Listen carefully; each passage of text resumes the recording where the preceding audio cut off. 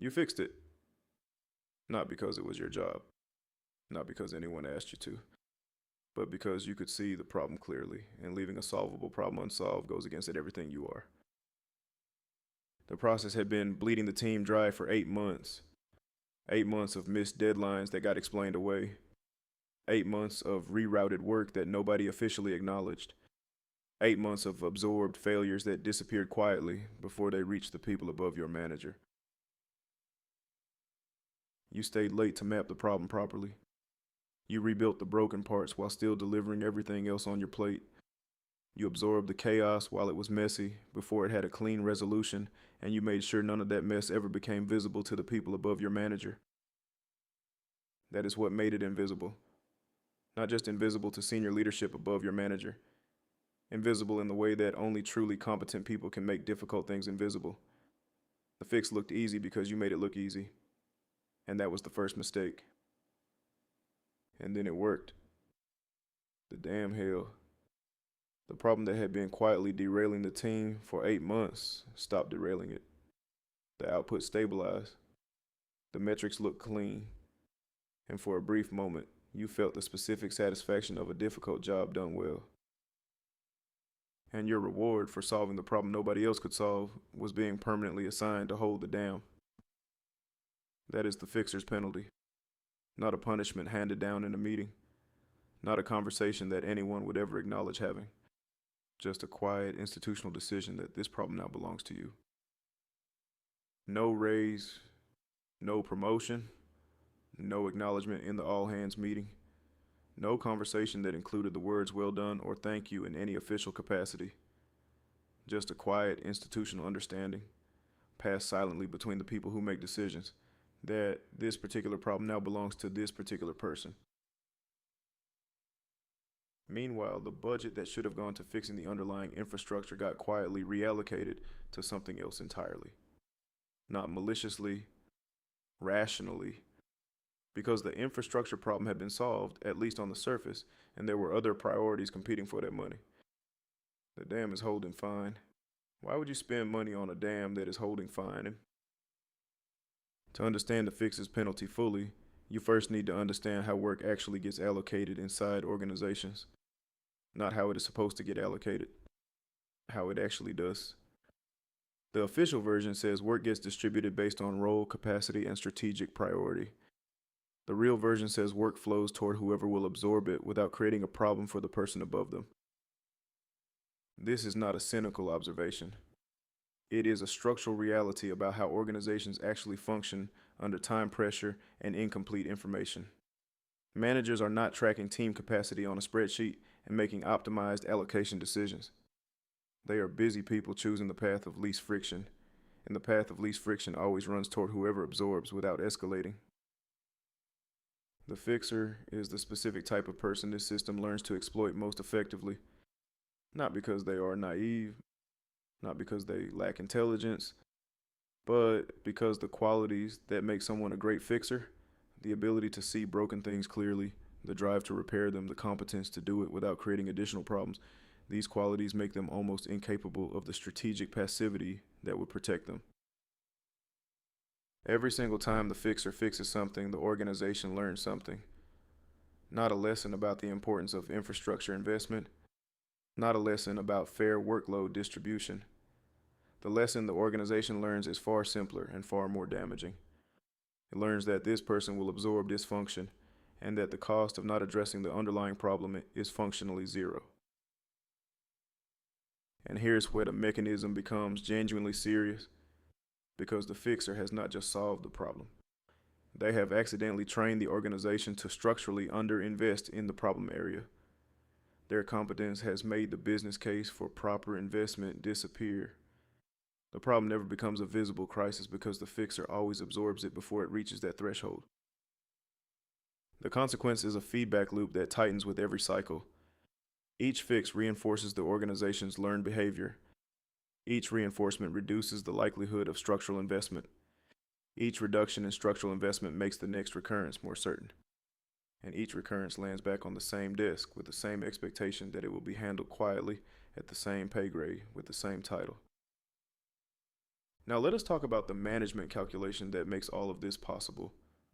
Nobody writes this down. Nobody admits to making it. But every manager and every organization runs some version of it at some point, usually without being fully conscious they are doing so. Option A is addressing the underperformer. This means documenting the performance issues with enough specificity to survive legal scrutiny. It means having the difficult conversations that most managers spend their careers trying to avoid. It means navigating the HR process, managing the legal risk, writing the performance improvement plan, and then either waiting 6 to 12 months for improvement that may never come, or proceeding toward a termination that might become messy and contested. Option B is doing nothing and allowing the fixer to compensate. The output keeps flowing. The manager's dashboard stays green. The problem remains invisible to the people above, and the cost of the entire situation gets distributed across the fixer's time, energy, and career. The one party in this arrangement who will not complain, will not escalate, and will not create any additional friction for anyone. This is not about evil managers. Most managers are not evil.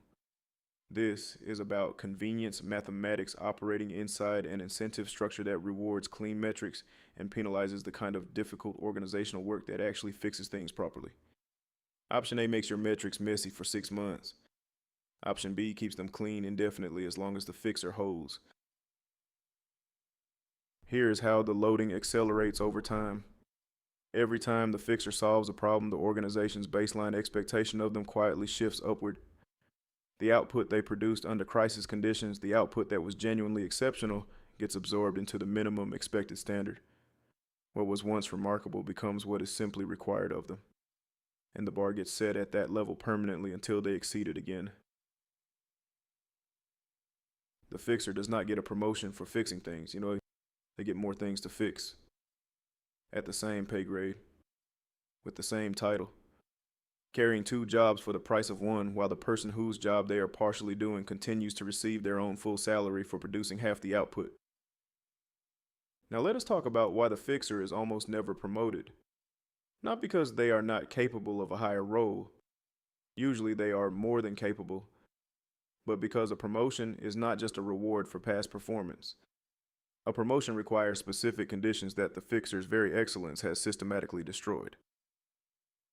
A promotion requires someone above your manager to know your name and think of you as a future candidate rather than a current essential. It requires your manager to actively spend political capital advocating for you in rooms you are not in. And here is the structural problem. Your manager is unlikely to spend that political capital on you because you are too useful right where you are, and moving you creates a problem they are not sure how to solve. If you promote the fixer, you lose the shock absorber. The dysfunction they were quietly managing comes back at full volume. The dam starts cracking. The manager who depended on them suddenly has a problem they do not know how to handle because they never had to handle it while the fixer was there. Promoting the fixer is costly to the institution, not financially, structurally. It creates instability, requires a replacement plan that does not exist, and exposes the operational dependency that nobody officially acknowledged building. So the most rational institutional decision is to retain the fixer at the current level and give the promotion to someone whose absence would cost less. And so the language of retention kicks in. Not dishonest language, not fabricated appreciation, genuine warmth delivered by a manager who genuinely values the fixer and who genuinely believes the words they are saying, even as those words function structurally as a containment mechanism. There are 3 phrases that appear in almost every fixer's career at some point. Each one is true. Each one is genuinely meant by the person saying it. And each one functions in the institutional architecture behind it as a ceiling dressed up as appreciation. You are valued here means you are valued as a fixer at this level. We could not do this without you means we could not do this without you right here, in this role, holding this dam, which is exactly why we are not moving you. Your time is coming means your time is coming once we find a solution to the operational problem your departure would create, which may be never. The fixer does not quit because they are weak or dramatic or ungrateful. They quit because a very specific calculation finally inverts. For a long time, the cost of staying, the overload, the invisible tax, the stalled career is still outweighed by the reasons to remain. The salary, the familiarity, the relationships, the hope that recognition is coming, and then one day it is not. The moment that triggers the inversion is almost always specific. It is rarely a gradual realization. It is a single event that functions as proof of a conclusion the fixer had been quietly resisting for months. A promotion announcement for someone less qualified. A meeting where the manager described their reliability as the reason they were staying put. A budget decision that confirmed the infrastructure was never going to get the investment it needed. In that moment, the fixer does not explode. They do not send the angry email. They do not confront the manager. They go quiet. They mentally resign months before they formally resign. And the organization, which built its operational stability entirely around their excess capacity, has no idea what is about to happen. They stop volunteering for the extra problem. They stop being in early and staying late. They stop covering the shortfall that nobody officially acknowledged existed. They do exactly their defined job and nothing beyond it, which is entirely reasonable, and which is also the moment the dam starts cracking and the organization, which never acknowledged the dam was being held, is completely blindsided when it breaks. Not because the signs were not there, but because nobody had ever been required to look for them. The fixer made the problem invisible for so long that the institution forgot the problem existed. Before we get to what you can actually do about this, let us be clear about what this video is not saying. This is not an argument for becoming difficult, obstructive, or strategically unhelpful. Those approaches create their own problems, and they are not the ones being recommended here. This is an argument for strategic visibility over strategic invisibility, for making your contribution legible rather than letting it disappear into the institutional background noise. Adjustment 1, document the dysfunction before you fix it. This is the single most important change a fixer can make. Before you quietly solve the problem, spend 10 minutes creating a record that the problem exists. What it is costing the team, what a proper structural fix would require in time and resources. Then fix it. The fix still happens, but now there is a paper trail that precedes it. Why does this matter? Because a fix without a preceding record is an invisible fix. It disappears into the organization's default assumption that everything is running smoothly. A fix with a preceding record creates accountability for the underlying problem.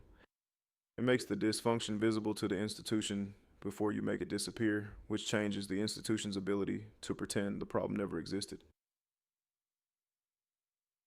Adjustment 2, send a summary after every significant fix. Once you have resolved a significant problem, send a brief professional email to your manager and any relevant stakeholders within 24 hours. 4 sections only.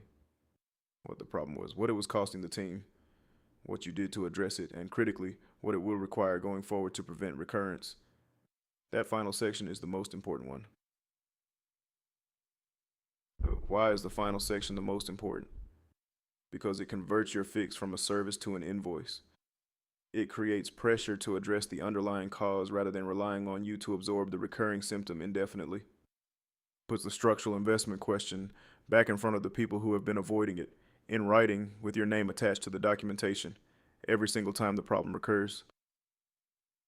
Adjustment 3. Name the second role in your one-on-one. If you are consistently carrying work that sits outside your defined role, that work needs to be named in a formal context with your manager on the record. Not aggressively, precisely. The phrasing matters enormously here because you are not complaining and you are not threatening. You are creating a documented acknowledgement that the work exists and that you are doing it. A useful phrase for this conversation is something like this. I want to flag that over the past 3 months, I have been covering responsibilities that sit outside my formal job description. I am happy to continue doing so in the short term, but I think we should discuss how to address this structurally. That is not a threat. That is not a complaint. That is a professional adult naming a real situation and asking for an appropriate response. Adjustment 4. Let some things break strategically. This is the most uncomfortable adjustment on this list, and it is also the most structurally important. If you fix every problem as soon as you see it, quietly and invisibly, the organization will never accumulate the information it needs to justify the structural investment required to fix things properly. You have to allow some problems to become visible before you solve them. This does not mean letting critical failures happen. It means being selective about which small recurring problems you fix immediately and which ones you document, flag, and allow to reach a level of visibility before you address them. The threshold question is simple. If this problem becomes visible to management at its current scale, would it justify a proper structural conversation? If yes, let it become visible before you fix it. Adjustment 5. Build your value outside the dysfunction.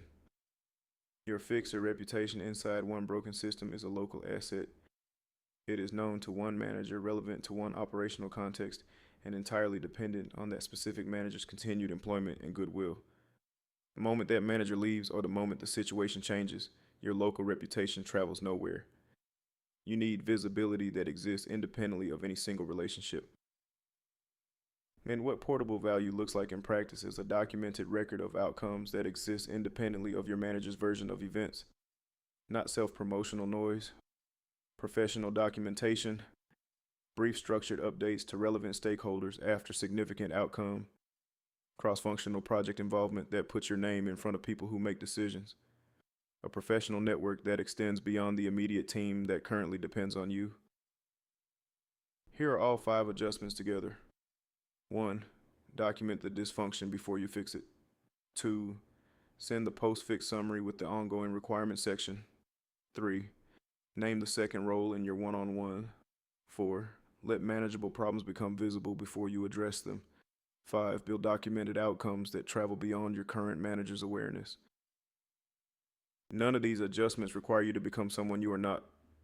You do not have to stop being thorough. You do not have to stop caring about the outcome. You do not have to become difficult or aggressive or strategically unfair to your colleagues. You just have to stop making your best work invisible to the people and systems that determine your career. The organization did not set out to exploit you. That is not a comforting statement designed to make the situation feel better than it is. It is a precise description of the mechanism. What happened to you was not deliberate. It was a structural outcome that happened at your expense, enabled by your silence and your competence in equal measure. Your excellence in the wrong direction trained the organization to depend on you in an extractive way.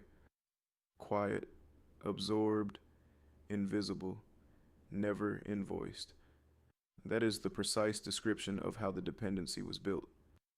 And it is also the precise description of what needs to change. Not the excellence, more the direction. The best employees are not forced out by hostile organizations. They are forced out by indifferent ones, by institutions that never asked what they were carrying, by systems that never noticed the dam was being held until the day it was not. Stop fixing things quietly. Start making the dysfunction visible before you address it. Invoice the work. Name the second role. Let the institution see what it has been depending on and decide whether it is willing to pay for it properly. Because you have been doing exceptional work for a long time, it is time for that work to be legible. Do not wait for the calculation to invert before you start acting on this. The fixer who waits until bitterness sets in before making their work visible has already paid most of the penalty. The adjustments in this video work best when they are adopted early, before the resentment accumulates and before the dependency becomes so entrenched that naming it feels like a confrontation. Subscribe if this names something you have been living for a while without having the language for it. And share this with the fixer on your team, the one who covers everything quietly, who never asks for credit, and who your team genuinely could not function without. Because they deserve to hear this before the calculation inverts for them. I will see you in the next one.